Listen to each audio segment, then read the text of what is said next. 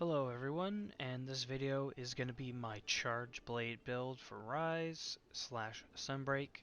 I use the Furious Rajang Charge Blade. You could put whatever Charge Blade you want here. I just like using Rajang stuff because he's one of my favorite monsters.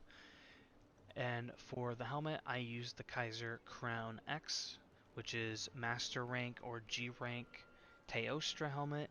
The Juratotus Male X, which you get pretty early into Master Rank. The Jaggy Gauntlets X, again you get really early. The Squire's Belt, which you get around early to mid game. And the Ingot Greaves X, which I believe you also get in the early game of Master Rank, but you might get it in the mid game. Of course, as always, I take the Underworld Petalace just to make myself a little bit more durable. And for the talisman, I have a divine talisman that was my phone. I take the divine talisman that gives me 3 points into rapid morph. This is just so I switch between axe mode and sword and shield mode a lot quicker than I otherwise would be able to. For the decorations, the rampage slot I have for the Rajang Charge Blade is growth, which means as the quest goes on, I get more attack and defense. This is mostly because I'm not the best Charge Blade user, but it is really fun, so this just means the longer I take, the better I get. For the Kaiser Crown X, I have Spearbird's Call. This makes it so throughout the course of the hunt, you will get Spearbirds. Doesn't matter which one, you just get them. This also comes in line with the growth. This just makes it so the longer the hunt goes, the better I get. And then I have 2 points into defense.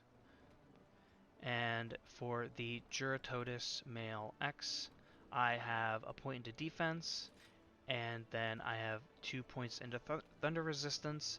This is because the last time I used this, I believe I fought Toby? It was either Toby or it was Rajang. And I know using a thunder weapon against them is really, really bad because they are heavily resistant to it, but like I said, I just like this charge blade because it's Rajang's.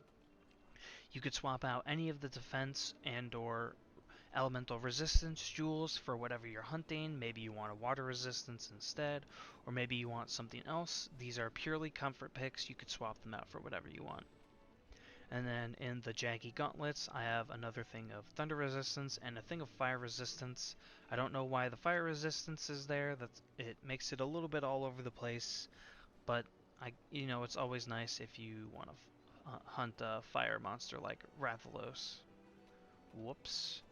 And then for the Squire's Belt, I have 1 point into Handicraft. This just makes it so my Charge Blade has a little bit more sharpness, not a whole lot, but every little bit counts. I mostly put that there because I didn't know what else to put in there, and Handicraft is always a good thing to slot for if you can.